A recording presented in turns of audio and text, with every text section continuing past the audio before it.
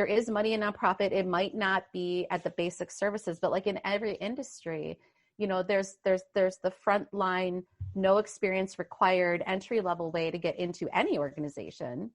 And then there's the skill development that you do to get down a certain path. And not every path of skill development leads to the same outcomes. This speaks to a little bit of, my advice of being in the nonprofit industry as well, is that maybe it's your side hustle. Maybe you have a job that pays the bills, but this is the fulfilling thing you do on the side, and you don't have to volunteer. You can work part-time. You can work extraordinarily part-time in nonprofits. That is, you will get zero benefits and you will get very little pay. But if you want to have a fulfilling, side hustle, you don't have to create, a whole business on your own. You could just side hustle in the nonprofit industry and they would be glad to have you. See, that's really interesting. I'm glad you mentioned that, Jen, because it was something that I know. Like, I know you can go and work at a nonprofit, once a month or something like that. But it was something I totally forgot. And I think for our listeners, I think that's very important to know that if you want to maybe find a little wedge to drive into a nonprofit, that going and showing up once a month like clockwork and being a great asset to them is probably a really valuable thing. Mm-hmm. Interesting. There are so many jobs out there in the nonprofit world, and so many entry-level positions, so many part-time positions. There's a website that I want your listeners to go check out. All righty, let me jot this down so we can put it in the show notes. What is it, Jen? It's called JobSetHelp.org. It used to be managed through the volunteer. I think the history of this, I believe, it used to be Jobs That Care. So I don't know. It used to have another name. It was through the Volunteer Center of Wisconsin that doesn't exist anymore. They folded. And so the Greater Milwaukee Foundation absorbed this service, and it's a phenomenal service. It's the go-to website for job seekers in the nonprofit industry of Wisconsin. I wish more people knew about it, because it's, every industry, like I know that the education industry has WeCan. And, that's where they go to find teaching jobs and stuff. That's where they're primarily posted.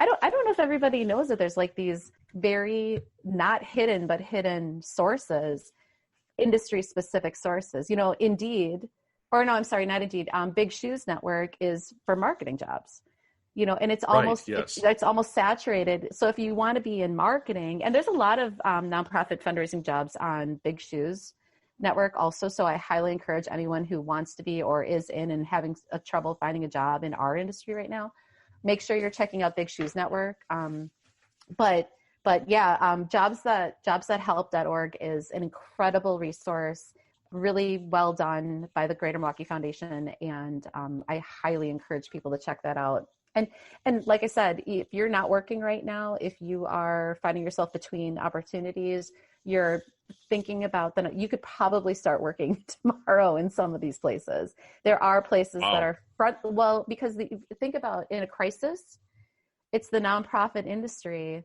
The essential services are a lot of nonprofits. They are after school. The people don't have childcare right now. People don't have jobs. Like the food pantries right now are gangbusters. So I don't know what they're hiring. You'd have to go on the website and look. Sure. I mean, you can't speak to it, specifically because specifically. and quite frankly, new jobs are posting up there, if not daily, weekly. So, and there's there's CEO jobs and there's entry level, help us with the warehouse jobs. Sure. And it's interesting that you mentioned that they're hiring a lot, because what I've seen, and I'm sure what a lot of our listeners have seen, is, I try to keep my fingers on the pulse of what's hiring right now. And I know that job postings for, middle management was the thing I saw evaporate with COVID-19. And that was, it still hasn't come back. I'm a middle management type kind of person. And the job selection out there for somebody like myself is garbage, absolute garbage. So knowing that there might be an industry or two that is kind of weathering this storm a little bit better, especially a nonprofit and things like that, that's great. A lot of great resources there, Jennifer. Jobs that help. And I'm sure for folks who listen outside the state of Wisconsin, there are some of those folks as well. there's most likely a version of that for your state as well. I would hope. I hope so. I hope so. And if you don't know, ask a similar resource. There are these large community foundations, which, the beautiful history of our country is that it's always been, I will say always, because Benjamin Franklin, I guess I would call the godfather of modern American philanthropy. So a lot of people don't know this, but Benjamin Franklin, in addition to being, just the incredible guy that he was also highly philanthropic. He would give a monetary donation to every single place of worship, so like church, synagogue, or otherwise, in his community. Because at the time, those were the nonprofits that were addressing the needs of the poor. So it didn't matter the denomination. He would give money to those churches, synagogues, whatevers, because that's how they address the needs of his community. He was a great guy. That's pretty cool. And now we're part history podcast. Now, right? You get a little bit of all of it with me. That's super cool. Every community, if you look around your large cities, I guarantee you there's something similar to that in your community. So call them and ask them, hey, is there a job board? If there isn't, maybe you just got a job for yourself. Maybe they're going to hire you to create that new job board. If you're a programmer or something. Yeah. Good deal. All right. So we discussed a little bit earlier, Jen, prevailing attitude for nonprofits is don't go into them for money. Are there ways that a nonprofit supports its workforce when it comes to making it kind of worthwhile to be a part of it? I know that I used to work for, a nonprofit, and they paid me peanuts and it sucked, but they had good insurance. Like, what other kind of things should somebody look for if they're going to the nonprofit side of things? Yeah, I would say the first thing you have to do is start looking around for what you need. For the work that I do, the salary range is huge, so if I want to go make six figures as a fundraiser in Milwaukee, I can do that, but I might not like the culture of the organization. If I want to make, half of what I was making before, I can go do that. And I might be really, really fulfilled, but is my kid going to be happy about the college I can send her to in 2 years? That's right. So I encourage you to really think first, be a little selfish. It's okay. I know that we all are very altruistic and you want to be in this work because you want to make a difference and change the world. And you absolutely don't ever lose that passion.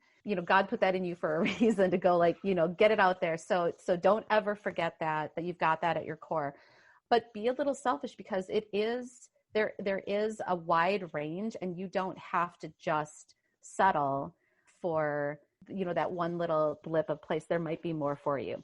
That being said, if you can make the salary level work for what they're offering you, often it comes with other benefits like perks. Like there are some wonderful perks to working in nonprofits. For example, Polish Fest. Polish Fest was the least I ever made ever in my entire career. And it was also my entry level into the world. So I literally was only making a salary there, and a bonus based off the profit, which is you can't in fundraising you can't make a bonus off of the actual dollars you raise. That's unethical. But if you have like if the entire organization does well and at the end of the year they've you can make like a merit increase bonus. So anyway, okay. So I would get that. Good to know about nonprofit payments. Yes. If you're a fundraiser, you don't get a commission, if you will. No, that is highly unethical in our industry. Interesting.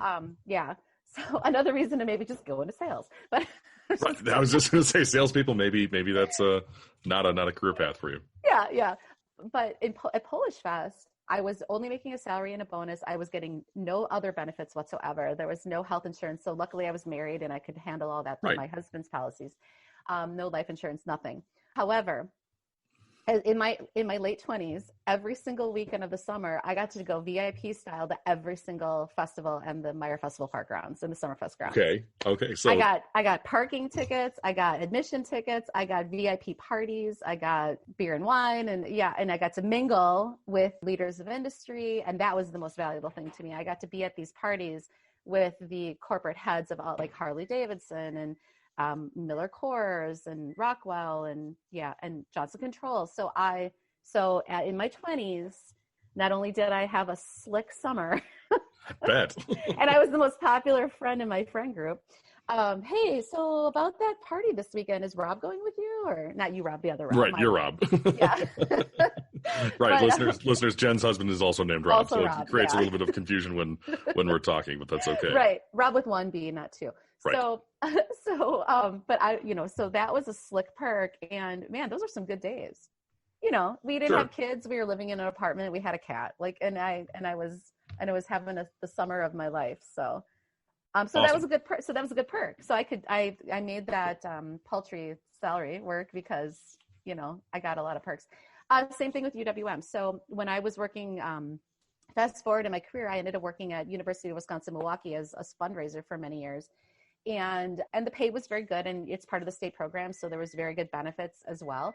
But one of the perks to that job was that they brought in formal education for their fundraising team. So so I got to polish my skills and become an even better fundraiser, I think, because of the resources and the education that my employer brought to me. So that was an incredible perk. And I actually acquired my certification in the field is a CFRE, Certified Fundraising Executive. I have that, and I've had it since 2007 because of I credit quite a bit to the extra education that I got while working at UWM. I don't know that my experience to that point would have been enough to get that certification, but because of the training that I received from my employer that paid for it. My employer at the time also paid for my membership to the Association of Fundraising Professionals. They paid for my membership. They paid for me to go to luncheons. So when your employer might not pay you the top salary in your industry, but they'll invest in you, that's an incredible thing. And you get that in nonprofits. And there's networking if you get into a nonprofit like the YMCA, like you and me in the Right, YMCA. yes.